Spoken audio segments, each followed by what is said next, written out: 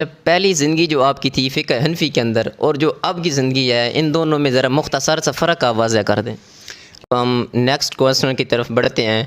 آپ ہمیں بتائیں کہ آپ نے مسلک اہل حدیث کیسے قبول کیا، مسلک اہل حدیث کی طرف آپ کا رجحان کیسے ہوا، وہ کون سی چیز تھی جس نے آپ کو مسلک اہل حدیث قبول کرنے پر ابھارا، اور کس شخصیت کی وجہ سے آپ نے مسلک اہل حدیث قبول کیا، وضاحت کے ساتھ آپ یہ بیان فرما دیں۔ اہل سنت سے مراد آپ کون سے اہل سنت لے رہے ہیں؟ جی اہل سنت بریلوی۔ مسلک اہل حدیث قبول کیا تو اس وقت آپ کے جو مشکلات آئی تھی وہ ذرا بیان کر دیں۔ اس وقت یعنی ان کی اصلیت کا آپ کو پتہ چلا؟ جی اس وقت جو ہے نا، اس وقت پتہ چلا کہ ذہنیت میں کتنا گند بھرا ہوا ہے، تو میرے خلاف جو ہے کفر کا فتویٰ جاری کر دیا، مرتد ہونے کا فتویٰ جاری کر دیا۔ قیامت کا منظر بن گیا تھا کہ ہمارے جو دیوبندی علماء تھے انہوں نے مجھے گالی نکالنی شروع کر دی، اور اللہ گواہ ہے کہ عام لوگ نکالتے، طلباء وہ نکالتے تو اور بات تھی، علماء نے ایسے ایسے لفظ استعمال کیے، ایسی ایسی زبان استعمال کی کہ میں سوچ نہیں سکتا تھا کہ اتنے معیار پہ اور اتنی مسند پہ بیٹھ کے علماء اور اتنی گندی زبان بھی استعمال کریں گے۔ میں کتنا آپ نے ماشاءاللہ مسلک اہل حدیث قبول کیا، اللہ تعالیٰ آپ کا یہاں آنا مبارک فرمائے، تو مرتے دم تک آپ کو اللہ تعالیٰ اسی مسلک پہ رکھے، آمین۔ اچھا اب آپ خوش ہیں؟ جی الحمدللہ جی، کہ اب ہم شریعت کو مسئلہ لینا چاہتے ہیں تو وہ ہم حدیث سے لیتے ہیں، فقہ سے نہیں لیتے ہیں، اس سے ہماری جان چھوٹ گئی ہے، اور یہ بڑا اللہ تعالیٰ نے فضل کیا ہے۔ یعنی آپ کے مدرسے سمیت آپ اہل حدیث ہوئے، طلباء بھی کثیر تعداد میں تھے، اس وقت ایک کیسا سما تھا، کیسا منظر تھا، یار ذرا آپ الفاظ میں بیان کرنا چاہیں تو بیان کر دیں۔ کہ علماء تھے، سرپرست تھے بڑے بڑے، انہوں نے پھر ایک تحریک شروع کر دی میرے خلاف۔ انہوں نے کہا جی اس نے 2 کروڑ روپیہ لے لیا اہل حدیثوں سے اور یہ اہل حدیث ہو گیا، اس نے اہل حدیثوں سے پیسے لیے ہیں، وہ بندے خریدتے ہیں پیسے دے کے، تو اس نے اپنا مذہب بیچ دیا ہمارے۔ وہ صبح ربیع کی سحر کا اجالا، وہ جس کو بہاروں نے صدیوں میں پالا، جسے حق نے خود آپ سانچے میں ڈالا، وہ جس نے گناہوں سے ہم کو نکالا، وہ برکت کا پرتو، وہ رحمت کا چھاوا، وہ آدم تا عیسیٰ سبھی کا حوالہ۔ پھر ہمارے چنوٹ کے جو مذہب چنوٹ کے علماء میرے پاس آئے، انہوں نے آ کر کہا کہ آپ مدرسے کے اخراجات سارے ہمارے ذمے ہو گئے، دوبارہ آ جاؤ۔ جتنا آپ کا اخراجات ہے سارا ہمارے ذمے آ گئے، آپ یہ مرکز ہے ہمارا، بہت بڑا مرکز ہے، تو یہ مرکز جو ہے یہ نہیں جانے دیں گے، اہل حدیث گستاخ ہیں، یہاں ایک نیا فتنہ پیدا ہو جائے گا، تو ہم یہ فتنہ یہاں پیدا نہیں، ہم اس جگہ پر جنگ لڑیں گے، ہم اس جگہ پر جو ہے خون کی ندیاں بہا دیں گے۔ بسم اللہ الرحمن الرحیم۔ السلام علیکم ناظرین، آپ کا میزبان حماد عصری آپ کی خدمت میں حاضر ہے۔ آپ دیکھ رہے ہیں عصری اسلامک سینٹر۔ آج ہم آپ کی ملاقات ایک ایسی شخصیت سے کروانا جا رہے ہیں جنہوں نے فقہ حنفی کو چھوڑ کر مسلک اہل حدیث کو قبول کیا ہے، اور آپ کو یہ جان کر خوشی ہوگی صرف اکیلے مسلک اہل حدیث قبول نہیں کیا بلکہ ان کے ساتھ ان کی جماعت نے بھی مسلک اہل حدیث قبول کیا۔ صرف جماعت نے ہی نہیں بلکہ ان کا پورا ایک مدرسہ تھا، وہاں کثیر تعداد میں طلباء پڑھتے تھے، طلباء سمیت سب نے مسلک اہل حدیث قبول کیا، الحمدللہ رب العالمین۔ تو ناظرین کرام، ہم آپ کی ملاقات ان شخصیت سے کروانا جا رہے ہیں۔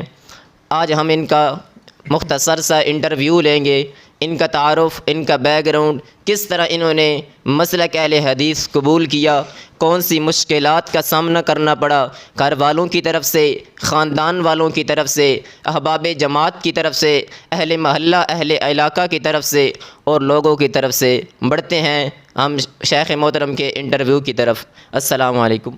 وعلیکم السلام ورحمۃ اللہ وبرکاتہ۔ کیا حال ہے شیخ صاحب؟ الحمدللہ۔ اچھا، تو سب سے پہلے آپ اپنا تعارف کروا دیں ناظرین کو۔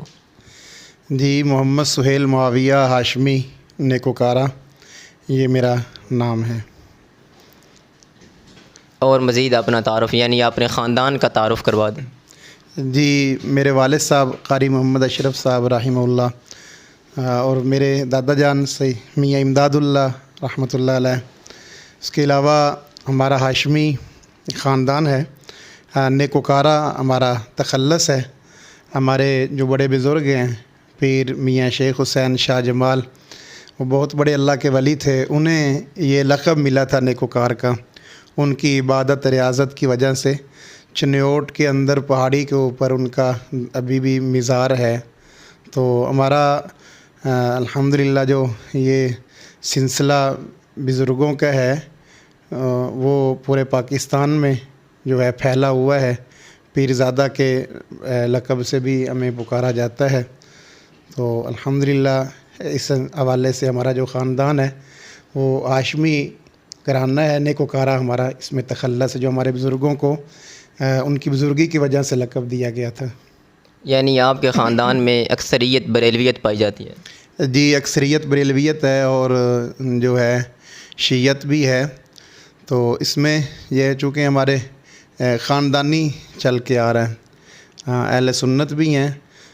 مزے کی بات یہ ہے کہ جو اہل سنت ہیں وہی محرم کے اندر شیعہ ہو جاتے ہیں، محرم کے بعد وہ اہل سنت ہو جاتے ہیں۔ یہ اہل سنت سے مراد آپ کون سے اہل سنت لے رہے ہیں؟ جی، اہل سنت بریلوی جو ہے وہ، باقی مسلک دیوبند جو ہے وہ ہمارے دادا میاں امداد اللہ رحمۃ اللہ علیہ، یہ ان کے بعد جو ہے یہ آگے ہمارا سلسلہ چلا تھا، جنہوں نے پھر میرے والد صاحب تھے قاری محمد اشرف صاحب رحمہ اللہ، تو انہوں نے ان کو پڑھنے کے بعد 1980 میں انہوں نے باقاعدہ حفظ کی کلاس شروع کی، جس کے بعد ہزاروں ان کے شاگرد ہیں، علماء ہیں، جن میں مفتیان ہیں، حفاظ کرام ہیں، جس وقت پوری دنیا میں دین کا کام کر رہے ہیں۔ ہمارے والد صاحب جو تھے انہوں نے عقیدہ توحید پر، بلکہ ہمارے دادا جان جو تھے انہوں نے بھی عقیدہ توحید پر بہت زیادہ محنت کی ہے ہمارے اس علاقے میں، چونکہ ہمارا علاقہ جو ہے یہ دور دراز تک بریلویت کا علاقہ ہے، شرک اور بدعات ہیں، تو انہوں نے اس حوالے سے عقیدہ توحید پر الحمدللہ بہت بڑی محنت کی۔ ہمارے والد صاحب جو تھے 2017 میں ان کی وفات ہوئی ہے، انہوں نے بھی پھر ساری زندگی جو ہے عقیدہ توحید پر بہت مضبوط اللہ تعالیٰ نے ان سے دین کا کام لیا ہے۔ ماشاءاللہ۔ اچھا، اب ہم نیکسٹ کویسچن کی طرف بڑھتے ہیں۔ آپ ہمیں بتائیں کہ آپ نے مسلک اہل حدیث کیسے قبول کیا؟ مسلک اہل حدیث کی طرف آپ کا رجحان کیسے ہوا؟ وہ کون سی چیز تھی جس نے آپ کو مسلک اہل حدیث قبول کرنے پر ابھارا، اور کس شخصیت کی وجہ سے آپ نے مسلک اہل حدیث قبول کیا؟ وضاحت کے ساتھ آپ یہ بیان فرما دیں۔ جی الحمدللہ، تقریباً 2016 کے اندر ٹوبہ کے ساتھ ایک دیہات ہے، بستی ہے پکھوال، وہاں پر حاجی لیاقت صاحب لمبردار ہیں تو وہ دنیا دار، لیکن ان کے پاس قرآن مقدس کا علم جو ہے یہ بہت زیادہ ہے۔ تو مدارس کے جو سفراء تھے وہ وہاں ان سے ملاقات چندے کے سلسلے میں ملتے تھے۔ ہم نے چونکہ کبھی مدرسے کے لیے چندہ نہیں کیا اور نہ ہی ہماری شروع سے کوئی ترتیب تھی، تو مجھے ساتھی نے آ کر بتایا کہ ایسے ایک شخص ہے جو قرآن پاک کی بہت بڑا علم ہے، زیادہ ان کے پاس ہے، وہ اس پہ گفتگو کرتے ہیں۔ تو میں اسپیشل ان سے ملاقات کرنے کے لیے گیا۔ اس وقت میں گڑھ مراجہ میں خطیب تھا، خطابت کر رہا تھا، تو میں ان سے ملاقات کرنے کے لیے گیا۔ انہوں نے ہمیں بہت ساری کمزوریاں ہمارے مسلک کی جو تھی وہ انہوں نے دیوبند کی اور خاص کر فقہ حنفی کی ہمیں بتائی۔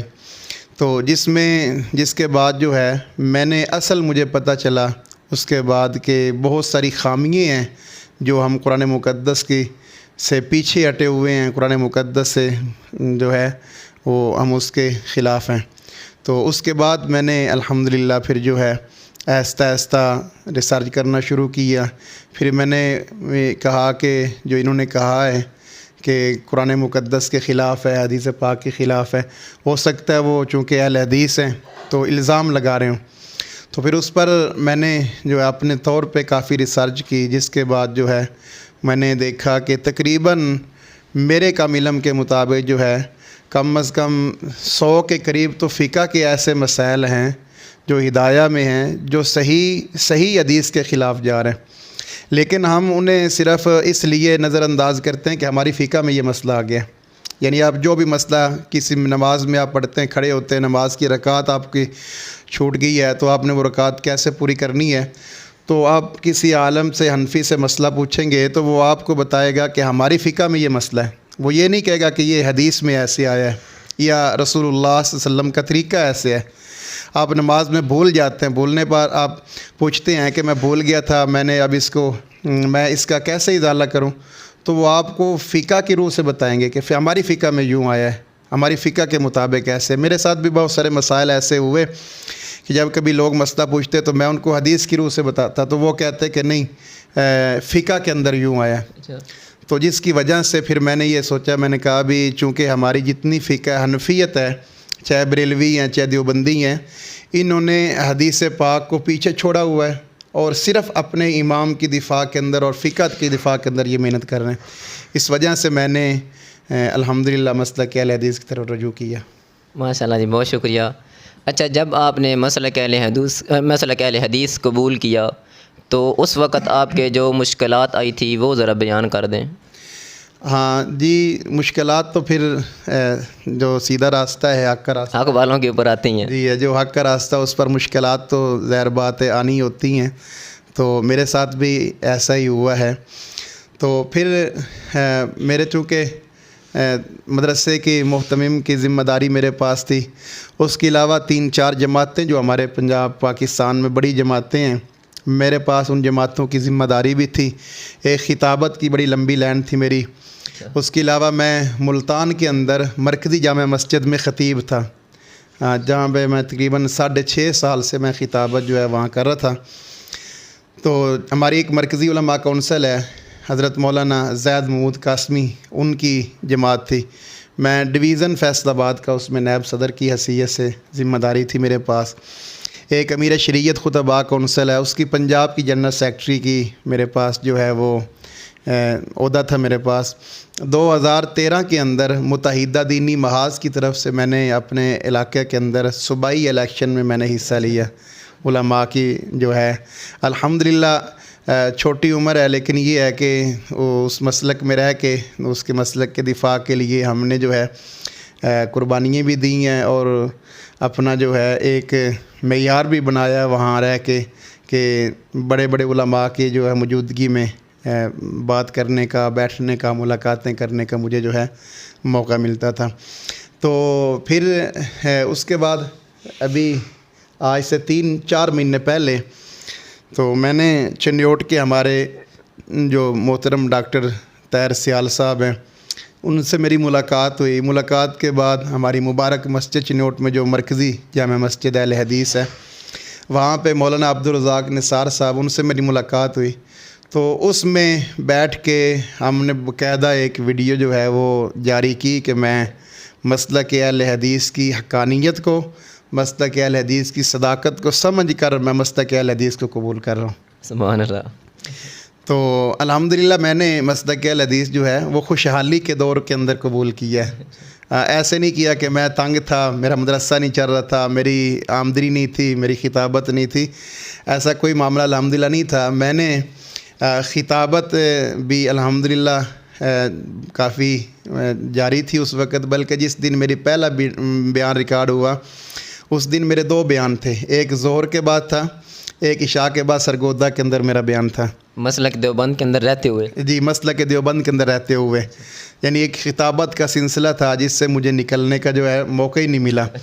لیکن اللہ تعالیٰ نے مہربانی کی کہ مجھے جو ہے یہ ساتھی ذریعہ بنے جنہوں نے اچانک جو ہے یہ معاملہ کیا، تو الحمدللہ یہ فیصلہ ہو گیا۔ وہ کون لوگ تھے یعنی جو اچھے ساتھی ملے؟ وہ چنیوٹ کے اندر ڈاکٹر طاہر رشید سیال صاحب، پہلے ان سے ملاقات ہوئی، انہوں نے کہا جی ظہر کی نماز مبارک مسجد میں پڑھتے ہیں، تو وہاں مولانا عبدالرزاق نثار صاحب ان سے ملاقات ہوئی، وہاں انہوں نے اکرام بھی، وہاں بیٹھے چائے شائے پی اور وہاں کچھ باتیں کی، پوچھا کہ آپ کیوں اہل حدیث ہونا چاہتے ہیں۔ میں نے ان کو پھر بتایا کہ صرف ایک وجہ نہیں ہے کہ میں ایسے ہی اہل حدیث ہو رہا ہوں، اس میں بہت سارے کہ دیکھیں ہم نے جب کلمہ پڑھا ہے کہ کلمہ پڑھا لا الہ الا اللہ محمد الرسول اللہ صلی اللہ علیہ وسلم، ہم نے کلمہ تو جناب محمد الرسول اللہ صلی اللہ علیہ وسلم کا پڑھا ہے، لیکن شریعت ہمارے اندر جو ہے وہ فقہ حنفی کی ہے، ہمارے سارے مسائل فقہ حنفی کے چل رہے ہیں۔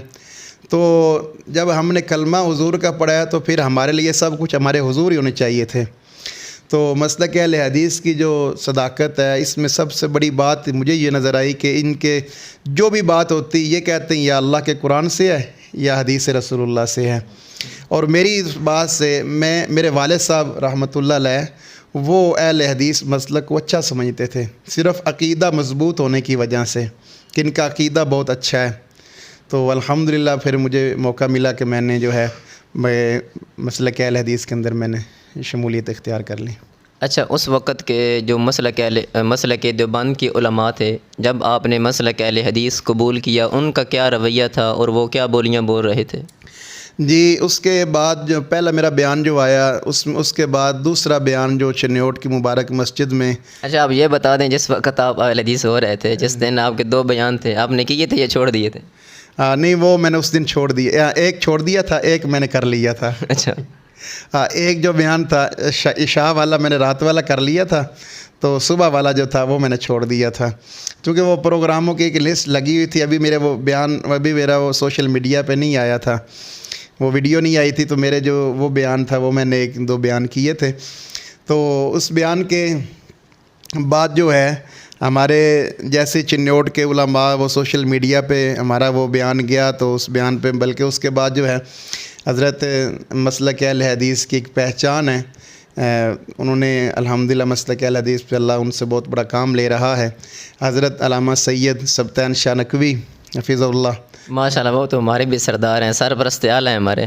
جی الحمدللہ، وہ وہاں چنیوٹ اجلاس تھا جس میں حضرت شاہ صاحب تھے اور مولانا عبدالرشید حجازی صاحب تھے، مولانا یونس آزاد صاحب تھے، ایسی ایک بڑی پنجاب کی کابینہ وہاں تھی۔ شاہ صاحب تو وہ ہیں کہ جنہوں نے ایک علماء اور خطباء کا رجحان مسلک اہل حدیث کی طرف کر دیا۔ یہ ایک وقت پیچھے یہ تھا کہ جب علماء، خطباء، واعظین قرآن و حدیث سے ہٹ کر اشعار اور دوڑے مائے ان کی طرف آ رہے تھے۔ تمہارے جو اسلاف تھے، تمہارے اکابر اور تمہارے بڑے تھے، وہ قرآن و حدیث کی بات کرتے تھے، جیسے شیخ القرآن محمد حسین شیخ پوری رحمہ اللہ تعالیٰ اور مناظر اسلام حافظ عبداللہ شیخ پوری رحمہ اللہ تعالیٰ اور دیگر جو ہمارے اسلاف تھے، وہ قرآن و حدیث بیان کرتے تھے۔ اگر دیکھا جائے تو آج کی بنسبت جو پہلے لوگ تھے شیخ القرآن یا ان جیسے دیگر اخلاص بھرے علماء کو سنتے تھے، اس وقت لوگوں کی تعداد کثرت کے ساتھ ہوتی تھی، لوگ زیادہ آتے تھے، اپنے مصروفیات سے ٹائم نکال کر ان کے پاس آتے، ان سے فیض لیتے، اور ایک تقریر میں 20 100 سینکڑوں کی تعداد میں لوگ مسلک اہل حدیث قبول کرتے تھے۔ تو یہ تو ہمارے شاہ جی کی ماشاءاللہ بہت ان کی قربانی اور محنتیں ہیں، انہوں نے حنفیت کا جنازہ نکال دیا ہے۔ آپ تو ادھر سے آئے ہیں، تو ماشاءاللہ اللہ تعالیٰ مزید ان سے دین کا کام لے اور ہمیں بھی ان کے نقش قدم پہ چلنے کی توفیق عطا فرمائے۔ ہم ان کے فرزند ہیں، اللہ تعالیٰ ہمیں یعنی ان کے لیے صدقہ جاریہ بنائے، اور ہم ان کے مدرسے میں پڑھ رہے ہیں، اللہ تعالیٰ ان سے دین کی مزید ترقی کامیابی کے لیے اللہ تعالیٰ ان سے دین کا مزید کام لے، اور اللہ تعالیٰ ان کی صحت جان مال کے اندر برکتیں عطا فرمائے۔ آپ اگر ذرا پڑھاتے جائیں اپنے انٹرویو کو۔ جی، وہ حضرت شاہ صاحب اور کابینہ کے جو ہمارا وہاں پہ میں نے دوبارہ اپنے مسلک اہل حدیث قبول کرنے کا میں نے اعلان کیا، تو جب ہماری وہ میڈیا پہ وہ ویڈیو آئی تو اس کے بعد تو ایک نا قیامت کا منظر بن گیا تھا کہ ہمارے جو دیوبندی علماء تھے انہوں نے مجھے گالی نکالنی شروع کر دی، اور اللہ گواہ ہے کہ عام لوگ نکالتے، طلباء وہ نکالتے تو اور بات تھی، علماء نے ایسے لفظ استعمال کیے، ایسی زبان استعمال کی کہ میں سوچ نہیں سکتا تھا کہ اتنے معیار پہ اور اتنی مسند پہ بیٹھ کے علماء اور اتنی گندی زبان وہ استعمال کریں گے۔ اس وقت یعنی ان کی اصلیت کا آپ کو پتہ چلا؟ جی، اس وقت جو ہے نا، اس وقت پتہ چلا کہ ذہنیت میں کتنا گند بھرا ہوا ہے، تو میرے خلاف جو ہے کفر کا فتویٰ جاری کر دیا، مرتد ہونے کا فتویٰ جاری کر دیا، کہا کہ آپ امام اعظم ابو حنیفہ کے منکر ہو گئے، آپ نے ان کو چھوڑ دیا، آپ اسلام سے خارج ہو گئے۔ تو میں نے پھر وہ آگے سے ان کو جواب دیا، میں نے کہا بھی نہ تو میں نے امام اعظم ابو حنیفہ کا کلمہ پڑھا ہے، جب میں نے ان کو امام اعظم نہیں مانتا تو میں نے کلمہ میں کافر ہو گیا ہوں، میں نے تو ان کا کلمہ ہی نہیں پڑھا، وہ ایک ہمارے امام ہیں، اور وہ بھی امام اور بھی بہت سارے امام ہیں۔ اماموں کا یہ تو مقصد نہیں ہے کہ ہم جو ہے ان کا پلڑا پکڑ لیں اور شریعت کو چھوڑ دیں، اماموں کا تو یہ ہے کہ ان کی قدر کریں، عزت کریں، احترام کریں، وہ ایک امت کے بزرگ گزرے۔ تو پھر فتوی جاری ہو گئے، اس کے علاوہ سوشل میڈیا پہ میرے خلاف جو ہے وہ بہت ساری ایک آگ بگول وہ شروع کر دی، کہ تاریخ شروع کر دی، تو انہوں نے جتنا ان سے ہو سکتا تھا انہوں نے میرے خلاف گندی زبان استعمال کی، انہوں نے بڑی گھٹیا زبان استعمال کی میرے خلاف، وہ لوگ جو مجھے قائد محترم کے نام سے پکارتے تھے، اور وہ لوگ جو مجھے جلسوں میں بڑی بڑی زینت ہوتی تھی، تو لیکن جب میں نے یہاں آیا ہوں تو پھر ان لوگوں نے میرے خلاف جو ہے ایسے باتیں کرنی شروع کر دی، تو انہوں نے جتنا ان سے ہو سکتا تھا انہوں نے اپنا پورا زور لگایا ہے جی اس بات پر۔ اچھا، آپ نے ماشاءاللہ مسلک اہل حدیث قبول کیا، اللہ تعالیٰ آپ کا یہاں آنا مبارک فرمائے، تو مرتے دم تک آپ کو اللہ تعالیٰ اسی مسلک پہ رکھے۔ آمین۔ اچھا، اب آپ خوش ہیں؟ جی الحمدللہ جی۔ اچھا، پہلی زندگی جو آپ کی تھی فقہ حنفی کے اندر اور جو اب کی زندگی ہے، ان دونوں میں ذرا مختصر سا فرق آپ واضح کر دیں۔ ہاں، پہلے جو فقہ حنفی کے اندر جو ہماری زندگی تھی وہ تو بس ایسی ہی گزر گئی کہ جس کو ہم جو ہے بیان نہیں کر سکتے۔ جو شریعت سے دوری ہے، دوری والی زندگی جو ہے وہ تو کوئی زندگی تو نہیں ہوتی جی۔ تو اب الحمدللہ یہ ہے کہ ہمیں پتہ چلا ہے کہ صحیح سنت کے مطابق اعمال کرنے ہیں، اور سب سے بڑی بات یہ ہے کہ اب ہم شریعت کو مسئلہ لینا چاہتے ہیں تو وہ ہم حدیث سے لیتے ہیں، فقہ سے نہیں لیتے ہیں۔ اس سے ہماری جان چھوٹ گئی ہے، اور یہ بڑا اللہ تعالیٰ نے فضل کیا ہے کہ اب جو بھی مسئلہ ہوتا ہے وہ ہم قرآن یا حدیث سے وہ لے لیتے ہیں، اور وہاں سے الحمدللہ مل بھی جاتا ہے۔ اس لیے اللہ کے نبی صلی اللہ علیہ وسلم نے آخری وقت تو یہی امت کو نصیحت کی تھی کہ میں آپ کو قرآن دے کے جا رہا ہوں، حدیث دے کے جا رہا ہوں، سنت دے کے جا رہا ہوں۔ تو اگر اب قیامت تک ہمارا تو عقیدہ ہے کہ جو بھی انسان کے مسائل ہے وہ قرآن اور حدیث حل کر سکتے ہیں۔ اب الحمدللہ خوش ہوں اپنی زندگی پہ۔ اچھا، تو جب یعنی آپ کے مدرسے سمیت آپ اہل حدیث ہوئے، طلباء بھی کثیر تعداد میں تھے، اس وقت ایک کیسا سما تھا، کیسا منظر تھا، یار ذرا آپ الفاظ میں بیان کرنا چاہیں تو بیان کر دیں۔ جی، مدرسہ سمیت الحمدللہ اہل حدیث ہوئے ہیں، بچے بھی جو تھے وہ بھی الحمدللہ اہل حدیث ہو گئے، 2 استاد تھے ساتھ وہ بھی اہل حدیث ہو گئے۔ ان پر پہلے محنت کی، انہیں بتایا سارے کہ یہ کمی ہے، یہ خامی۔ بچے تو کافی تھے، کچھ بچے اس وجہ سے پھر چھوڑ گئے کہ یہ جو ہے اہل حدیث ہو گئے۔ ہمارے یہاں وہاں جو ہے علاقہ جہاں پہ ہمارا مدرسہ ہے، وہاں دور دراز تک اب 100 کے قریب دیہات لگا لیں کہ جس دیہات میں کوئی بھی مسلک اہل حدیث کی نہ مسجد ہے، کوئی ایک آدھا فرد ہوگا بھی تو وہ ایسے ہی ہے، بس اپنے طور پہ باقاعدہ کوئی مرکز یا مسجد ایسی ان دیہاتوں میں نہیں ہے۔ تو یہ جو مرکز ہے یہ مسلک دیوبند کے ایک بہت بڑا مرکز ہے جو تقریباً 47 سال سے یہاں پر قائم ہے اور دین کا کام کر رہا ہے، جو ایک جس پورے علاقے کے اندر ایک مرکز ہے۔ تو جب مدرسے کے ساتھ ہم اہل حدیث ہوئے، وہاں ہمارے شیخ حضرت سید سبطین شاہ نقوی حفظہ اللہ اور باقی ایک قیادت جو ہے وہ وہاں مدرسے میں گئی۔ جی، میں نے سنا تھا یہ ہم کے پاس تشریف لائے تھے، سوشل میڈیا پہ بہت زیادہ یہ ویڈیو وائرل ہوئی تھی۔ جی ہاں جی بالکل، وہ ہمارے وہاں تشریف لے گئے، باقاعدہ انہوں نے مسجد مدرسے کا دعا خیر کی، اور باقاعدہ انہوں نے جو ہے مسلک کے مرکزی جمعیت اہل حدیث کے اندر جو ہے شامل اسے کیا، یعنی بدعات کی بو مدرسے سے ختم کر دی۔ ہاں جی الحمدللہ جی۔ ہمارا بزرگوں کا بھی مشن یہی تھا کہ یہ قرآن و سنت کے مطابق ایک مرکز بنا، اس میں کوئی بھی ایسا کام نہ ہو کہ جو شریعت کے خلاف ہو، رسم و رواج کے، بدعات کے، اور اس کے علاوہ جو ہے غیر شرعی کوئی بھی ایسا عمل نہ ہو، یہاں وہ عمل ہو کہ جو قرآن اور سنت کے مطابق ہے۔ تو میرے اوپر جو ہے پھر جب کچھ نہ چلا، جب پتہ چلا کہ مدرسہ بھی اہل حدیثوں کی طرف چلا گیا ہے، تو پھر جو چنیوٹ کے علماء تھے، سرپرست تھے بڑے بڑے، انہوں نے پھر ایک تحریک شروع کر دی میرے خلاف۔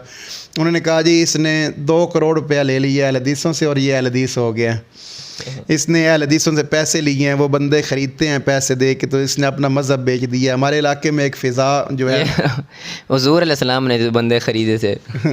جی بس یہ تو ایسے ہی ہوتا ہے کہ جب بھی کوئی اپنے ایک جماعت کو چھوڑتا ہے دوسری میں، تو ایک خیال بنا ہوا ہے کہ یہ پیسے لے کے چلا گیا ہے۔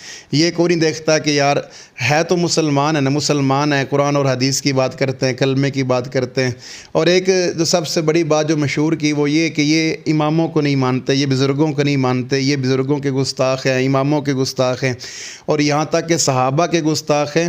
اور اس سے بڑی نعوذ باللہ جو بات مجھے کہی گئی، یہ کہا گیا کہ یہ تو حضور صلی اللہ علیہ وسلم کی ختم نبوت کے بھی منکر ہیں۔ بلکہ چنیوٹ کے اندر جو بڑے عالم ہے، چنیوٹ کے اندر جامعہ اسلامیہ امدادیہ ایک بہت بڑا مرکز ہے چنیوٹ کے اندر، تو وہاں سے جو ایک بڑے بزرگ ہیں انہوں نے ایک اجلاس کے اندر کہا، میٹنگ کے اندر کہا کہ ان قریب دیکھنا سہیل معاویہ جو ہے وہ مرزئی ہو جائے گا، نعوذ باللہ۔ یہ جس لائن پہ ہے کہ اہل حدیثوں سے آگے مرزئی ہوتے ہیں، اہل حدیث بھی مرزئیوں کے ساتھ کے ہی ہیں، تو یہ آگے مرزئی ہو جائیں گے۔ مجھے بڑی تکلیف ہوئی اس بات کی۔ تو یہ اجلاس کے اندر ہمارے چنوٹ کے ایک دوست تھے قاری صاحب، انہوں نے مجھے بعد میں فون کیے، یار ایسا انہوں نے لفظ کیا ہے، تو مجھے تو بڑا دکھ ہوا ان کی یہ بات سن کے۔ مجھے خود انہوں نے یہ کہا کہ اب اس سے آگے مرزئی ہے تو بہت جلد انتظار ہے کہ آپ مرزئی ہو جائیں گے۔ میں نے کہا بھی اب الحمدللہ میں مسلک اہل حدیث میں رہوں گا اور پختہ رہوں گا، میں بھی تو دیکھوں کہ آپ جو کہہ رہے ہیں کہ یہ مرزئی ہوتے ہیں تو کتنا ایک مرزئیت، اور یہاں کر میں نے جو دیکھا ہے بالکل وہ سارا غلط ہے۔ یہ امام ابو حنیفہ کو بھی مانتے ہیں، امام مالک کو بھی مانتے ہیں، امام شافعی کے، امام احمد بن حنبل کو، 12 امام جو ہیں جن کو شیعہ حضرات اپنے امام کہتے ہیں ان کو بھی مانتے ہیں، صحابہ کرام کو مانتے ہیں، یہ تبع تابعین کو مانتے ہیں، سب کو مانتے ہیں اور سارے بزرگوں کو مانتا ہے۔ صرف ایک بات جو اہل حدیث کی ہے جو میں نے کہ یہ کہتے ہیں کہ ہر انسان، یہ امام برحق ہیں، صحیح ہیں، بزرگ ہیں، نیک ہیں، لیکن ان کی ہر بات وہ بات کہ ہم نہیں مانتے جو بات قرآن اور حدیث کے خلاف ہے۔ یہ تو امام ابو حنیفہ رحمہ اللہ نے خود بھی کہا کہ میری اگر کوئی بات قرآن حدیث کے خلاف ہو جائے اسے چھوڑ دو، میری بات کو چھوڑ دو، قرآن حدیث کو مان لو۔ تو میرے خیال سے صحیح جو اماموں کو ماننے والے ہیں وہ مسلک اہل حدیث کے لوگ ہیں کہ ہر وہ بات جو قرآن حدیث کے صحیح ہے وہ پیش کرنا آپ کا کام ہے اور اس بات کو مان لینا یہ مسلک اہل حدیث کا کام ہے۔ تو مجھے یہاں آ کر یہ پتہ چلا۔ اور اس کے بعد عظمت صحابہ کا جو کہتے ہیں کہ صحابہ کے منکر، صحابہ کے گستاخ، صحابہ کو نہیں مانتے، تو الحمدللہ میں نے 2-4 مہینے کے اندر جو میں نے دیکھا ہے، کوئی بھی ایسا خطیب نہیں ہوتا، کوئی بھی ایسا پروگرام نہیں ہوتا جہاں پہ عظمت صحابہ بیان نہ ہو۔ عظمت صحابہ بڑی کھل کے بیان کرتے ہیں اور دشمنان صحابہ کا رد کرتے ہیں۔ دشمنان صحابہ کے خلاف جو ہے وہ جو بکواسات ہوتے ہیں ان کا یہ جو ہے جواب دیتے ہیں، یعنی عظمت صحابہ پر کام۔ ختم نبوت کے حوالے سے تو آج تک ہم نے تو وہاں اپنے سٹیجوں پہ یہی سنا ہے کہ مرزا قادیانی جو ہے وہ کافر ہے اور اس نے نبوت کا دعویٰ کیا اس لیے کہ وہ کانا تھا آنکھ سے، وہ آنکھ سے کانا۔ اب ہم کہتے ہیں وہ آنکھ سے کانا نہ ہوتا تو پھر وہ نبی ہوتا ہے۔ یہ کوئی جھٹلانے کی دلیل تو نہیں ہے کہ وہ آنکھ سے کانا تھا تو اس لیے اس وجہ سے وہ جو ہے دنیا کی ٹریفک لائن پہ ایک مثال دی جاتی ہے کہ ایک آنکھ والا جو ہے ایک لائٹ خراب ہو تو ٹرک نہیں چلنے دیتے، نبوت کی شاہراہ پہ اس کانے کو کیسے آنے دیں گے؟ تو یہ کوئی اسے جھٹلانے کی دلیل نہیں ہے۔ وہ پاگل تھا، وہ جو ہے گڑ کھایا کرتا تھا، گڑ سے سنجا کرتا تھا، مٹی جو ہے ڈیلے کھانے لگ جاتا تھا، یہ کوئی جھٹلانے کی نہیں ہے۔ یہاں آ کر جو ہے مسلک اہل حدیث کا جو مجھے ختم نبوت کے حوالے سے عقیدہ یہ ملا ہے کہ مرزا غلام احمد قادیانی جس نے نبوت کا دعویٰ کیا ہے وہ جس حال کا بھی ہے، وہ دونوں آنکھوں والا ہوتا، وہ سمجھدار ہوتا، وہ شعور والا ہوتا، وہ جتنا علم والا ہوتا، جب اس نے نبوت کا دعویٰ کیا تو وہ ہر حال میں کافر ہے۔ بے شک۔ تو اصل تو یہ عقیدہ نا، یہ عقیدہ ختم نبوت کا ہے اور وہ الحمدللہ مجھے مسلک اہل حدیث کے اندر وہ واقعات سارے جو جن کا وہاں پہ مشہور ہے کہ یہ نہیں مانتے، وہ بالکل باطل بات ہے ان کی، اور وہ اپنے لوگوں کو اکساتے ہیں کہ تاکہ یہ لوگ جو ہیں یہ حق بات کو سمجھ کر اس کی طرف ادھر نہ چلے جائیں۔ وہ اپنے صرف گدیاں بچانے کے لیے، اپنے صرف وہ جو ہے نظام ایک جو بنایا ہوا ہے لوگوں کو لوٹنے کا، رسم و رواج کے حوالے سے اور بزرگیوں کے حوالے سے، گدیوں کے حوالے سے، تاکہ اگر ان کو پتہ چل گیا کہ سنت تو یہ کہہ رہی ہے اور یہ جو ہے اس وجہ سے انہوں نے گستاخ کر کے نافرمان کہہ کے لوگوں میں شروع کر دی ہے۔ اور الحمدللہ مسلک اہل حدیث، صحیح مسلک اہل حدیث سچا ہے، اور میں نے خوشحالی کے دور میں مسلک اہل حدیث کو حق سمجھ کے قبول کیا ہے، لالچ کے لیے قبول نہیں کیا الحمدللہ۔ ماشاء اللہ۔ ناظرین کرام، آپ نے شیخ محترم کا انٹرویو سنا، انہوں نے آپ کو تفصیل کے ساتھ بتایا، تو اب ہم ان سے یہ سنیں کہ ہمیں پتہ چلا ہے کہ یہ نقابت بھی کرتے ہیں، تو ہم ان سے چند جملے نبی علیہ الصلاۃ والسلام کی شان اقدس میں وہ سننا چاہیں گے کہ یہ ذرا وہ بھی بیان کرے نبی علیہ الصلاۃ والسلام کی شان۔ جی الحمدللہ، حضور نبی کریم صلی اللہ علیہ وسلم کی شان اقدس میں وہ تو اتنا ایک سمندر ہے کہ جس میں ساری زندگی بھی علماء بیان کرتے رہیں تو اس کا جو ہے ایک کنارہ بھی بندہ تلاش نہیں کر سکتا. وہ جیسے آپ ایک موتی کی طرح ایک لہر میں پڑھتے ہیں وہ ذرا پڑھنا. جی وہ کلام تو اس وقت تو کلام بہت سارے پڑھا کرتے تھے. تو اب چونکہ وہاں جو سٹیج تھا اس سٹیج پہ کمزور بات چل جاتی تھی, پتہ نہیں ہوتا تھا نا اس میں شرک والی بات, کمزور بات, جیسے کہ ہمارے دیوبندیوں کے بریلویوں کے شعراء ہیں, نقابت خطابت بہت بڑے علامہ ہیں اور بہت بڑے جو ہے اپنے وہ خطابت کے میدان میں شاہ سوار ہیں.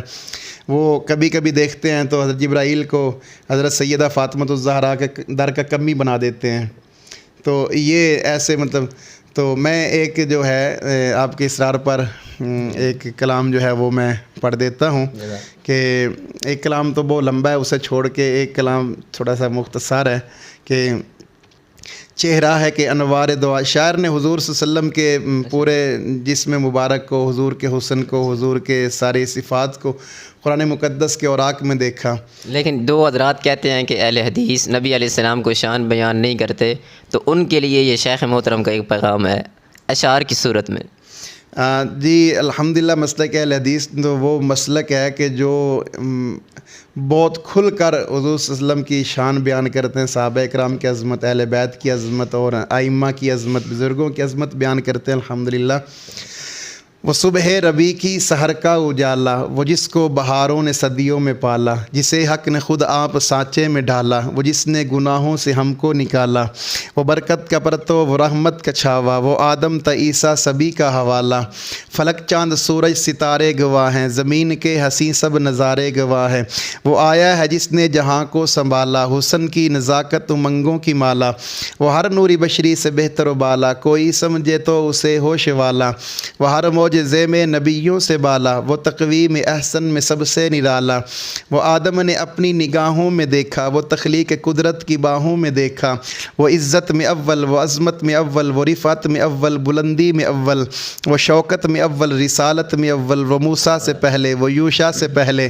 وہ عیسیٰ سے پہلے, وہ توحید رب کی سنانے ہے آیا, وہ امت کو سینے لگانے ہے آیا. سبحان اللہ, ماشاء اللہ جی, بہت اچھے آپ نے نبی علیہ الصلوۃ والسلام کی شان اقدس کے اندر اشعار پڑھے. اللہ تعالیٰ اپنی بارگاہ کے اندر قبول فرمائے. تو آپ اب ہمیں یہ بتائیں کہ آپ کے جو موجودہ صورتحال ہے آپ کے مدرسے کی, وہ آپ ذرا واضح کر دیں. ہاں جی, مدرسے کی جیسے میں نے پہلے عرض کیا ہے کہ جب میں نے مسلک اہل حدیث قبول کیا تو جیسے میرے خلاف ایک بہت ہوا چلی کہ یہ مرتد ہو گیا, اسلام سے خارج ہو گیا, اس کا بھی اسلام کے ساتھ کوئی تعلق نہیں ہے, یہ امام ابو حنیفہ کا منکر ہو گیا, اس نے امام اعظم کہنا چھوڑ دیا. تو اسی کے بیان جب ہمارا وہ آیا تو اس بیان پر جو ہے جتنے ہمارے معاونین تھے مدرسہ کے, تعاون کرنے والے, سب نے جواب دے دیا. انہوں نے کہا بھی اب ہم آپ سے ساتھ ہمارا کوئی تعلق نہیں ہے, ہمارا چونکہ ادارہ ہی نہیں رہا, تو آپ اہل حدیث ہو گئے تو ہمارا آپ سے کوئی, آپ نے کبھی ہمیں جو ہے دوبارہ ہماری طرف نہیں آنا. اسی میں دیکھیں جی, قدیم سے یہ ایک بات چلی آ رہی ہے کہ جنہوں نے حق کو قبول کیا ہے نا, وہ شاہی کھانے والے, وہ پھر نمک اور پانی کے اوپر روزہ یعنی رکھتے تھے, اور نمک اور پانی کے اوپر روزہ افطار بھی کرتے تھے. بالکل جی, بالکل ایسے ہی ہے. جب حق کی طرف آپ آئیں گے تو پریشانیاں تو ظاہر بات ہے آپ کے ساتھ ہوں گی. تو مجھے ذاتی اصل میں اتنے مسائل نہیں تھے, چونکہ میرا ایک ادارہ تھا, 2 ادارے ہیں ہمارے, ایک بچیوں کا ادارہ ہے, ایک بچوں کا ادارہ ہے, مسجد کا نظام ہے. تو یہ سارا سسٹم جتنا بھی تھا طلباء کا, یہ چونکہ معاونین کے ذریعے سے ہمارا ماہانہ تھا جس سلسلے میں چل رہا تھا. تو جب مسلک اہل حدیث میں آئے تو وہ سب ساتھیوں نے جتنے بھی تھے سب نے ہاتھ واپس کھینچ لیے کہ آج کیا ہمارا آپ کے ساتھ کوئی تعلق نہیں ہے. تو اس کے بعد جو ہے کافی مشکلات کا سامنا, انتہائی مشکلات کا سامنا رہا. ایسا بھی وقت آیا کہ ہمارے مدرسے کے جو ہے حالات کافی زیادہ انتہائی کمزور ہو گئے. تو پھر ہمارے چنوٹ کے جو مذہب چنوٹ کے علماء میرے پاس آئے, انہوں نے آ کر کہا کہ آپ مدرسے کے اخراجات سارے ہمارے ذمے ہو گئے, دوبارہ آ جاؤ, جتنا آپ کا اخراجات ہے سارا ہمارے ذمے آ گئے. آپ یہ مرکز ہے, ہمارا بہت بڑا مرکز ہے, تو یہ مرکز جو ہے یہ نہیں جانے دیں گے, اہل حدیث گستاخ ہیں, یہاں ایک نیا فتنہ پیدا ہو جائے گا. تو ہم یہ فتنہ یہاں پیدا نہیں، ہم اس جگہ پر جنگ لڑیں گے، ہم اس جگہ پر جو ہے خون کی ندیاں بہا دیں گے۔ میرے اوپر پھر ہوائی تیر جی میرے اوپر 2 کیس بھی پرچے کروا دیے، جن کی میں جو ہے وہ میں ابھی بھی تاریخیں جو ہے وہ بھگت رہا ہوں۔ تو یعنی ہر طرح کی انہوں نے کوشش کی ہے کہ یہ تنگ ہو کہ ہر قسم کی یہ واپس آ جائے، لیکن میں نے چونکہ عرض کیا ہے کہ خوشحالی کے دور میں الحمدللہ مسلک اہل حدیث کو قبول کی ہے، تو یہ تنگی جو ہے وہ اللہ تعالیٰ کی طرف سے انشاءاللہ اللہ تعالیٰ ہماری تنگی کو ضرور دور کریں گے۔ تو مالی طور پہ ہمارا جو ہے وہ بالکل سیٹ اپ جو مدرسے کا تھا وہ ختم ہو گیا۔ اب مسائل کافی سارے ہیں، ادارے کے بہت سارے مسائل ہیں، کوئی نہیں، اللہ تعالیٰ انشاءاللہ امید ہے اللہ تعالیٰ کی ذات پہ کہ اللہ تعالیٰ ضرور کوئی نہ کوئی راستہ انشاءاللہ نکالے گا۔ دیکھیں نا، جو پتھر کے اندر ایک کیڑا رہتا ہے، رزق بھی اللہ، اس کو بھی اللہ تعالیٰ رزق عطا فرماتے ہیں۔ ہم تو پھر اشرف المخلوقات ہیں اور اللہ کے دین کی سربلندی کے لیے ہم کام کر رہے ہیں، وہ انشاءاللہ ضرور ہماری مدد فرمائے گا۔ اچھا، تو ناظرین کرام، آپ نے شیخ محترم کا انٹرویو سماعت کر لیا، تو اب ہم ان سے عرض کرتے ہیں کہ آپ لوگوں کو کوئی پیغام پہنچانا چاہتے ہیں؟ جی میں تو طالب علم ہوں، میں پیغام تو بس اتنا کہوں گا کہ جب آپ کو قرآن مقدس کی صحیح روشنی آپ کو مل جائے، آپ کو حدیث رسول اللہ صلی اللہ علیہ وسلم صحیح آپ کے سامنے آ جائے، تو پھر ایمانی تقاضا یہ ہے، پھر ایمان یہ کہتا ہے کہ جتنا بڑا کوئی بزرگ ہے، اس کی جتنی اچھی بات ہے وہ دل کو لگتی ہے، حدیث پاک دل کو نہیں بھی لگتی، آپ اس بات کو چھوڑ دیں، حدیث پاک کو مان لیں، یہ ہمارے ایمان کا تقاضا ہے۔ اور جو قرآن پاک کا حکم آ گیا، جس معاملے میں بھی آ گیا، جس مسئلے میں بھی آ گیا، وہ آپ چھوڑ دیں، آپ قرآن پاک کے مسئلہ آ گیا، آپ اس کو پر پابندی کریں، اور اگر کوئی ہماری فقہ یا ہمارا کوئی ایسا بزرگ کا قول آتا ہے تو اسے چھوڑ دیں، اس میں ہماری جو ہے کامیابی ہے، اور اسی میں ہماری کامرانی ہے، اسی میں اللہ نے دنیا اور آخرت کی عزت بھی اسی میں رکھی ہے الحمدللہ۔ آپ 2 لفظوں میں ذرا، یعنی آپ نے مسلک اہل حدیث قبول کیا، صرف 2 لفظوں میں آپ لوگوں کو بھی دعوت دے دیں کہ وہ بھی حق کو قبول کریں۔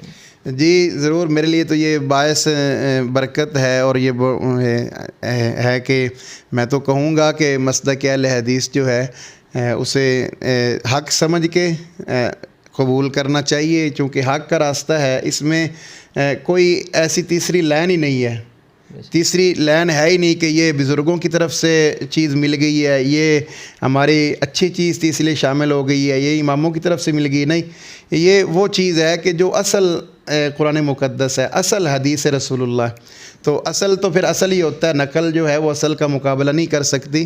تو میں یہ پیغام دینا چاہتا ہوں کہ جو ہمارے بریلوی ہیں، سنی ہیں، دیوبندی ہیں، اور بھی اہل شیعہ ہیں، جس بھی جماعت میں ہیں، آپ صرف زندگی ایسے نہ گزارے کہ میں بریلوی ہوں، میرے ماں باپ بریلوی ہے، خاندان ہے، میں اس مسلک میں ہوں تو لہٰذا یہ سچا، نہیں، آپ پڑھیں، آپ ان کی خامیاں تلاش کریں کہ اس میں کون کون سی خامی، ہم دعویٰ تو کرتے ہیں کہ ہم حضور صلی اللہ علیہ وسلم کے امتی ہیں، ہم عاشق ہیں رسول ہیں، ہم جان دے دیں گے، لیکن سب سے بڑی کمزوری اس وقت ایمان کی ہمیں پتہ چلتی ہے جب حدیث ہوتی ہے، ہم سنت کو چھوڑ دیتے ہیں اور اپنی رسم و رواج کو پکڑ لیتے ہیں، تو جب رسم و رواج کے پیچھے ہم چلیں، ہم نے سنت کو قربان کر دیا، تو ہم عملی طور پہ تو عاشق تو نہ ہوئے، ہم تو دکھاوے کے ہوئے، زبانی طور پہ ہوئے۔ تو اس لیے جب اصل آ جائے، سنت کا مل جائے، تو پھر اصل کو قبول کرنا چاہیے۔ اللہ تعالیٰ مجھے آپ کو دنیا آخرت کی بھلائیاں، عزتیں، عظمتیں عطا فرمائے۔ جزاک اللہ۔ بہت شکریہ سر، بہت مزہ آیا آپ کے انٹرویو کا بھی، یعنی آپ نے تفصیل کے ساتھ بتایا کہ کس طرح آپ نے مسلک اہل حدیث قبول کیا اور فقہ حنفیہ کو چھوڑ دیا۔ تو ناظرین کرام، ہمیں بھی چاہیے اور آپ کو چاہیے، ہم سب کو چاہیے کہ جس مسلک اور عقیدے پہ ہم پیدا ہوئے ہیں، اگر وہ غلط ہے تو ریسرچ کریں، جیسے شیخ صاحب نے ریسرچ کیا اور حق کی متلاشی رہے تو اللہ نے حق عطا فرما دیا۔